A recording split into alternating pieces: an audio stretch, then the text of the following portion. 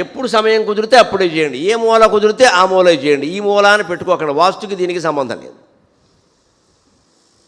కింద పులి చర్మం వేసామా పావు చర్మం వేసి నీకు తోచింది వేసుకో. మొత్తం మనం ప్రదేశాలు, క్షేత్రాలు, చర్మాలు, సమయాలు ఇవన్నీ పెంచేస్తాం, అసలు చేసి జపం తగ్గించేస్తాం. చివరికి ఆ పులి చర్మం ఒకటి దొరకలేదని 3 నెలలు వాయిదా వేస్తాడు. ఈలోపు శ్రీమద్ రమారమణ గోవింద వీడు వెళ్ళిపోయాడు. పులి చర్మం వచ్చే జన్మలో దొరకాలి. ఇప్పుడు ఏ క్షణం నీకు పరమ వైరాగ్యం కలిగిందో, ఆత్మజ్ఞానం తప్ప ఇంకేమీ అక్కర్లేదని అనిపించదు, తక్షణం వెళ్ళిపో అన్నాడు. తక్షణమే ముహూర్తము, వృధాక్షణములు 10 కోట్లు పోయే. పెళ్లికి ముహూర్తం 3 నెలల తర్వాత ఉంటుంది, శోభనానికి ఇంకా తర్వాత ఉంటుంది, ఇంకా దేనికో ముహూర్తాలు ఉంటాయి. ఆత్మజ్ఞానం పొందడానికి ముహూర్తం ఉండదు, తక్షణమే.